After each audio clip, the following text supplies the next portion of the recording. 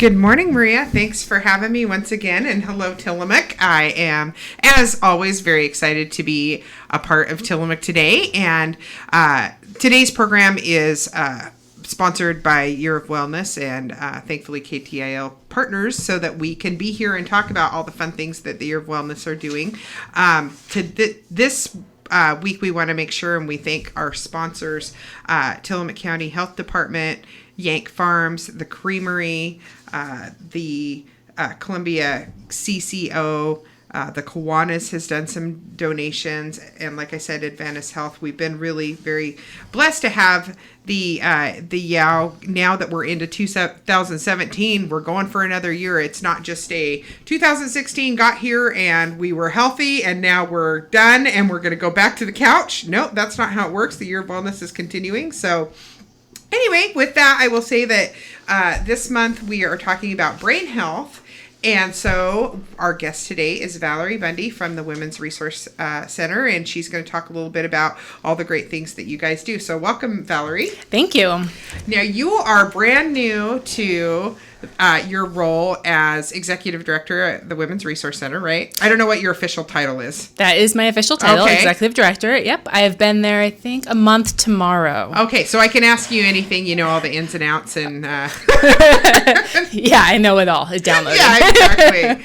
And you are new to Tillamook as well. Yes, I've been out in Portland the last 10 years, so I just moved here same day that I started. Really? Yes. Oh, I love it. Well, it's a great community. You're going to fall in love with it if you haven't already. So that's neat. So tell me a little bit about, I know that this month you guys are doing a lot of outreach and education. Tell me what that looks like, because it's Teen Dating Violence Month. Yes, Awareness Month. Awareness. So a lot of what we're doing is trying to get out and educate about what is teen violence and how prevalent it is and how we can work towards prevention. Is it prevalent in our community? Like, so far, have you heard, or, you know, we kind of talked statistics about like what's the issues are here in Tillamook, and it sounds like that's something we need to pay attention to. Absolutely. I mean, nationwide, it's really large. It's 1 in 3 adolescents experiences teen dating violence. Really? Right. 1 in 3. That's wow. Really high. Yeah. And it's both male and female. Youth can experience being the victim. Okay. And so what years, and tell me a little bit, does that mean like related to drugs and alcohol as well then, or are there, you know, specific things that are, you know, kind of underlying factors with teen violence? Really, the main thing is, you know, we're not really taught what a healthy relationship is, and it's not discussed in schools necessarily or even in families. And so people are modeling relationships off of media, movies, TV, seeing it themselves growing up or in other relationships. And so it's normalized. Okay. They get desensitized a little bit to what's real and what's not, and all this fantastic social media, I'm sure, doesn't have any influence on that at all, right? Right. Yeah. Well, and technology increased the way that people are harassed and abused. Yeah. So I think it's 1 in 4 teens are harassed through technology. Really? Mm-hmm. Boy, that's a serious situation. So if I'm a parent, what are some things that I can look for and be talking with my kids about, and, you know, signs and things like that? Well, I think the big thing, you know, parents a lot of times want to talk about alcohol and drug use or sex, right? Sure. But we're not talking about what a healthy relationship should be. So if your teens are going to date eventually at some point. Sure, it's going to happen. Right. And so we want them to know, you know, how not only to be a good partner, but what to expect and how to be treated by your partner, right? And then what to do when that's not happening. Okay. So one of the things, you know, to look for, you know, if your child's starting to isolate, you know, seems to be their mood's changing significantly. Of course, engagement and risky behaviors can happen as well. Sure. That's tricky, too, because the hormone fairy comes and they're going to be a little bit of a train wreck anyway. So, right. but, you know, being really engaged in what your kids are doing day to day, I'm sure, is important. Well, and talking about relationships, I think a lot of times we don't want to talk about it, or we want to turn an eye to it, or it's not that serious. Sure. And parents, you know, nationally, 81% don't believe dating violence affects their children. 81% when it's 1 in 3. So there's a lot of stigma to debunk around all these topics too. Right. We want children to be safe, or youth to be safe. Sure. And it's a lot of times we only think that's going to be alcohol, drugs, and sex. Yeah. Boy, well, this is I'm glad that you're here, and I'm glad we're having this conversation, because it sounds like, it's something that we're not spending enough time talking about. So what are some of the things that the Women's Resource Center can do as far as having resources and just your mission, I guess? I mean, our mission it's very big. We want to end domestic violence and sexual assault in our community. And, it could happen. And a lot of that, it's not just being on the receiving end of helping people after they've been assaulted or a victim, but to do the prevention work. Sure. And that's really going to be key with youth, right? If we can get them early, we can potentially break having a lifetime cycle of abuse. So some of the things that we do at the Resource Center is get out into the community. We go to the schools. We do healthy relationship presentations. Oh, neat. We want to teach more, not just about here's what the abuse looks like. We want to teach about, here's what a healthy relationship could be, and so teaching what those values would look like and how to have boundaries in the relationship, how to communicate effectively and, safely. And I know you've been doing this a while. You were out in Portland working in a role similar to this. And so do you find just in general that kids, those presentations are well received? Are they taken seriously?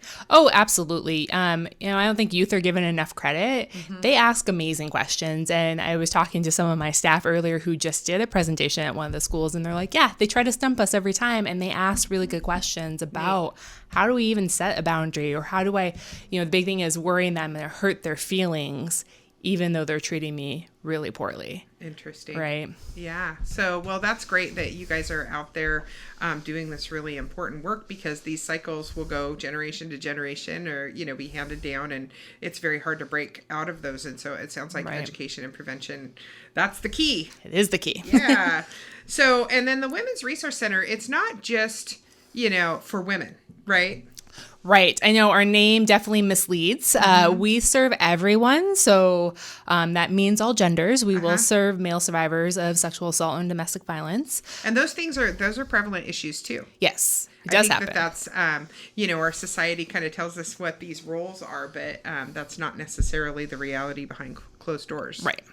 Especially with teens too. It's definitely a lot more equal in those relationships, and whether they're heterosexual or same-sex relationships. Oh, okay. And so, we are looking at our name and want to be more inclusive, and the name we realize doesn't lead us to look as inclusive as we try it to be. Right. So we'd love community feedback on any suggestions and direction that we can go.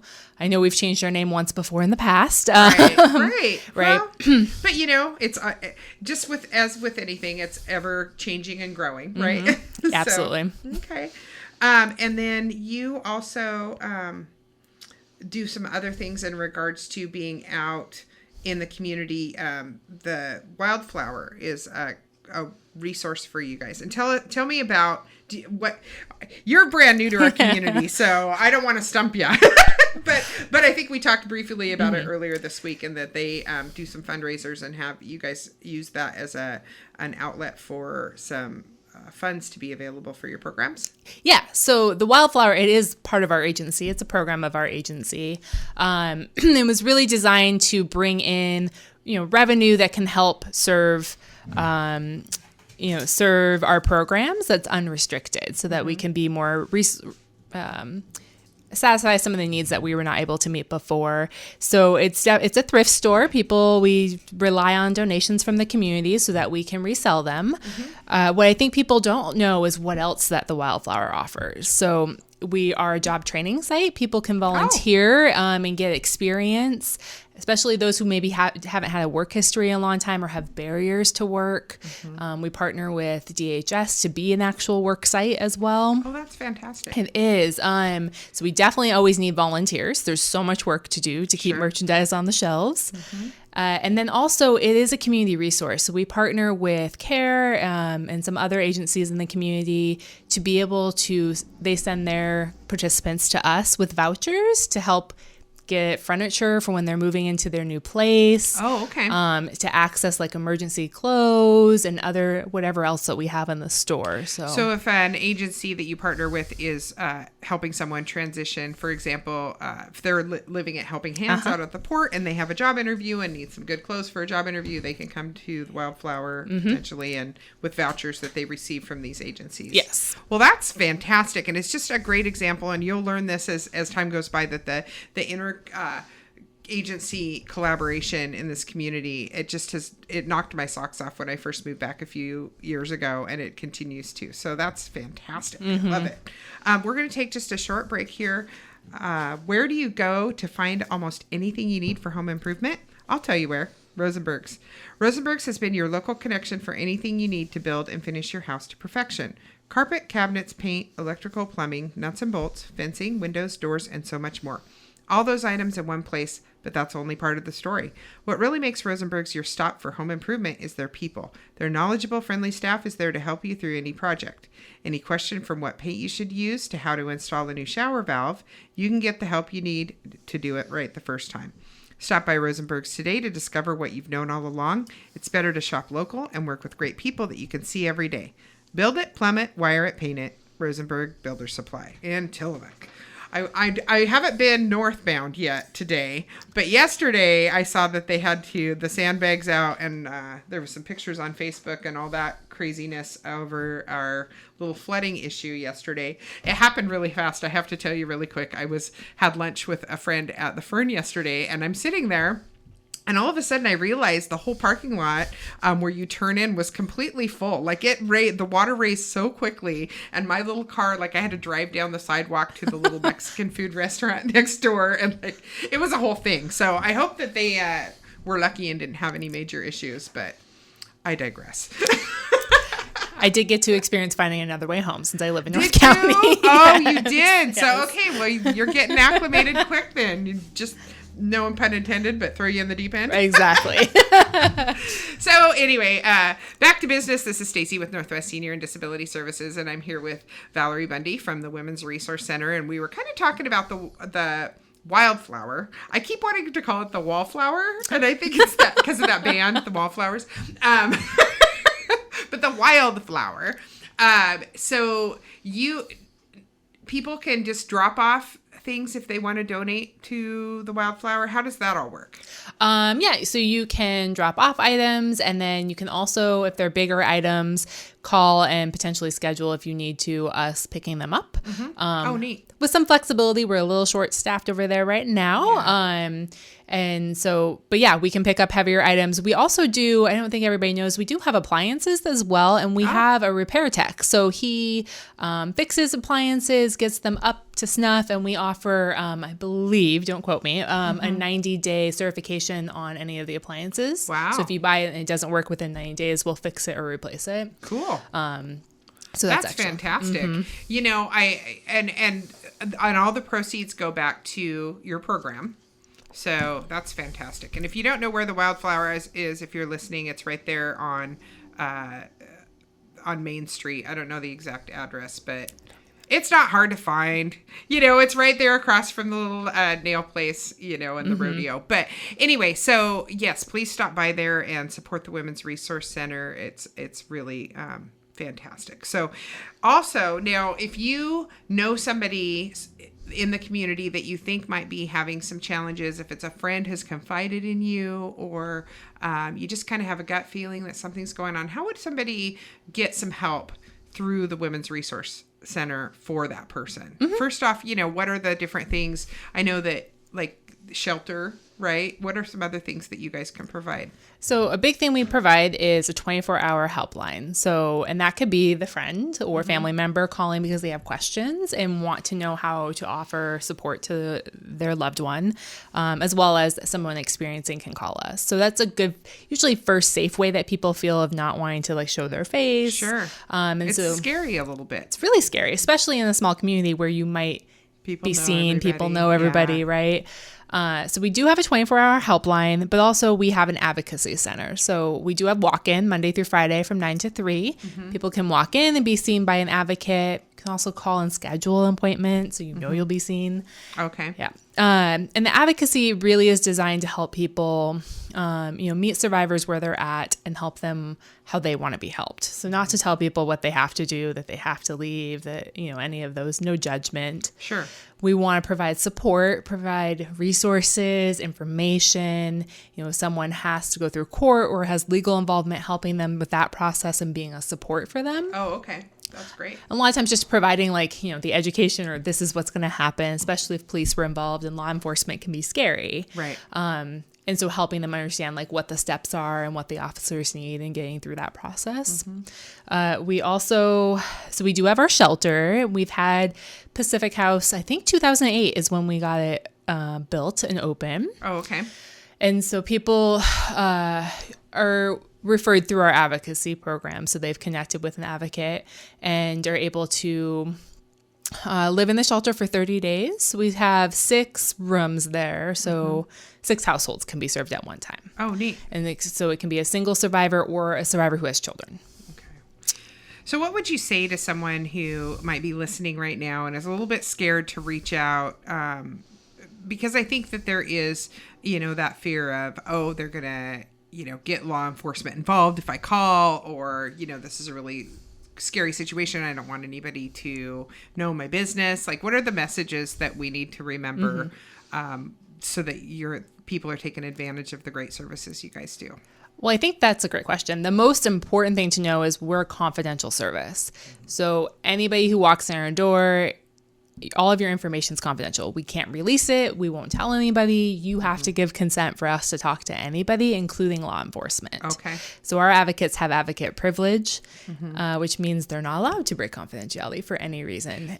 So mandatory reporting, where for me at Northwest Senior and Disability Services, I have a mandatory reporting rule that if there's a really significant situation that I really need to, educate the person, but then ask for help for that person. But it sounds like for you guys, it's really creating a safe space. It is a safe space. None of the advocates that we have at the Women's Resource Center are mandatory reporters. So we're not a reporting agency, which is a lot different than if somebody went, to DHS and disclosed, or to law enforcement, then those reports get made, which I know scares a lot of people away.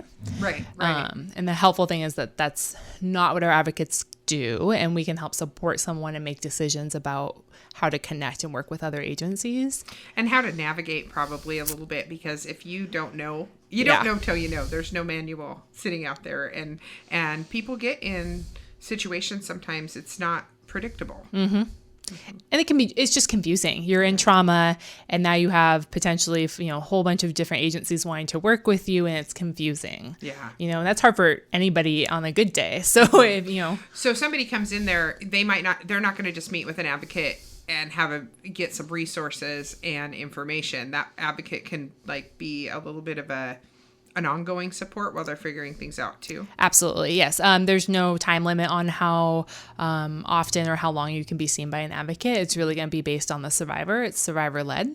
So they let us know when they're done needing that support. Okay. And I know it's not uncommon to have survivors come back after a while just to check in and get that support again. And then for people to be there long term. And sometimes people just come in and leave and they got what they needed that first day.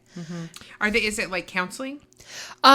It's not counseling per se, because we're not counselors there. Right. But it's emotional support for sure. And having Active someone listening and absolutely, and someone to validate your experience. I think that's the hardest thing with sexual assault and domestic violence is often we're looking at victim blaming in our general society. Sure. And having someone normalize what happened and validate that wasn't their fault.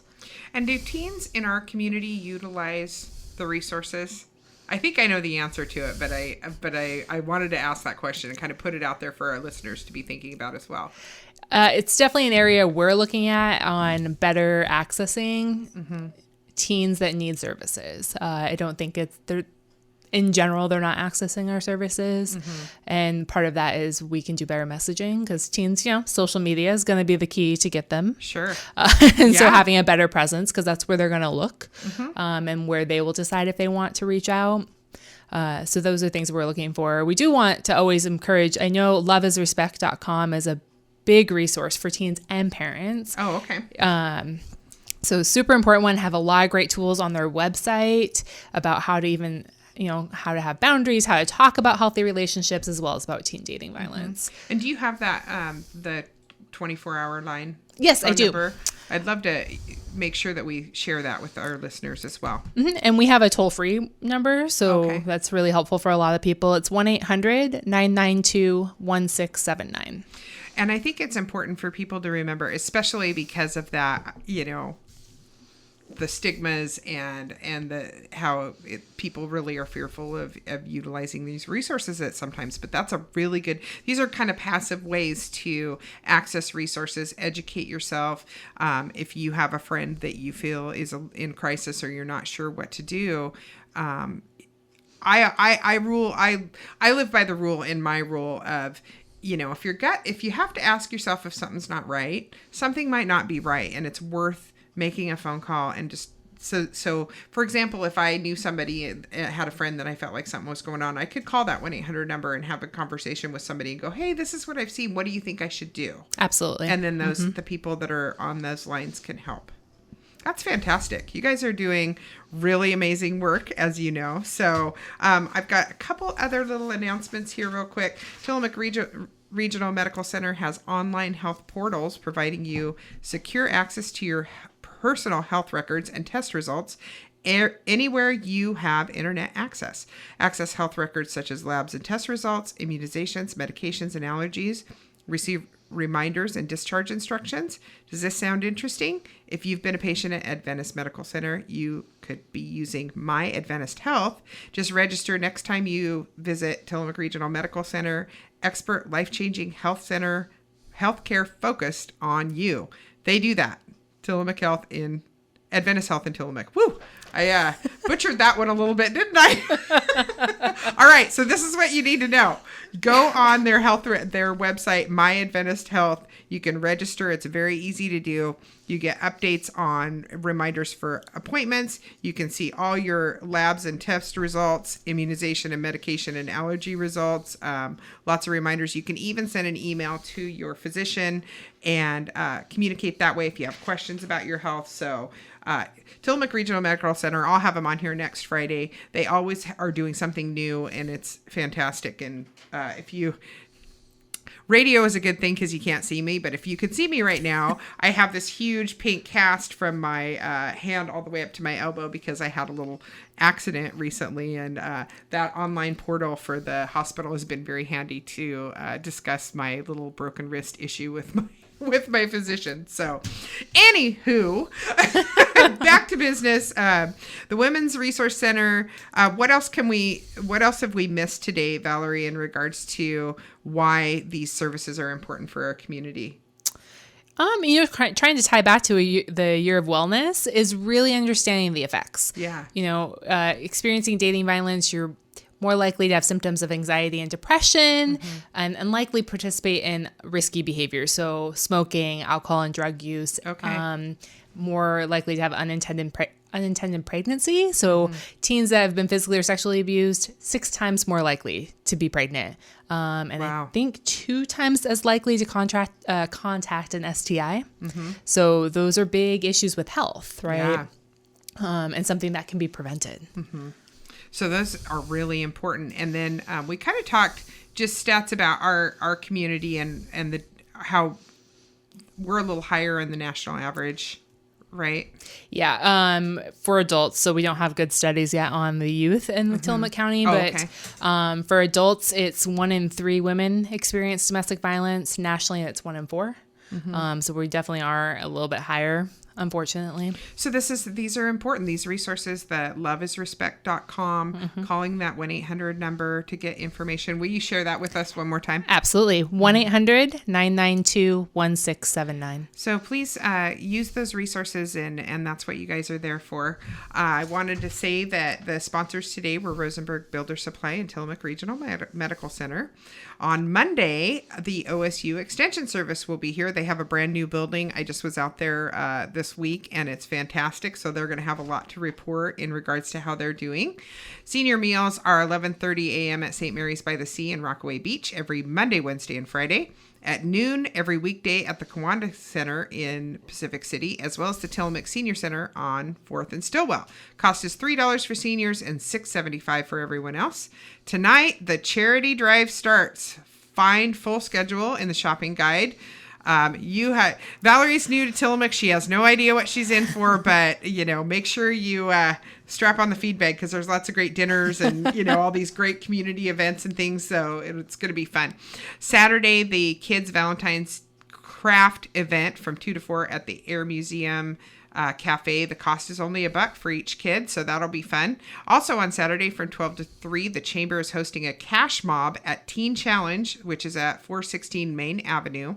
A cash mob, if you've never participated in one, is a group of people who assemble at a local business to make purchases. The purpose of these mobs is to support both the local businesses and the overall community. Our local Teen Challenge store has been informed by the corporate office that without a financial turnover, they won't be able to keep their doors open. This would be a huge loss for those in the community who are in need of affordable clothes, furniture, household items, and more. So not to mention the employees who rely on Teen Challenge for a source of income. That's really important. Again, that's Saturday from 12 to 3. Please go out and support Teen Challenge so they can keep their doors open. And then on Sunday, the Adventist Health sponsors the Art for the Heart art show reception, which will be held at North Coast Recreational District from 1 to 3. That's this Sunday. And on Monday, the Monday Musical is having their February concert, Broadway Favorites, from 7 to 8:30 at First Christian Church on 4th Street. The concert is free and open to the public. And calling all smile makers, Joshua, a local 11-year-old with leukemia, is in the bone marrow transplant phase of his treatment and will be in hospital for a while. Let's fill up Joshua's hospital room with smiles from all around the world. Show him that we care and are thinking of him. Find his mailing address on Facebook by either visiting Cards for Kids or Joshua's Journey. And if you have any questions about any of the things that we talked about today, please feel free to call the station here. You can get more information about any of these events. Call me at Northwest Senior and Disability Services, Stacie Zuercher, 503-815-2062, or the Women's Resource Center. And thank you so much, Valerie, for being here today, and welcome to Tillamook. We're really happy to have you. Thank you. Be well, Tillamook.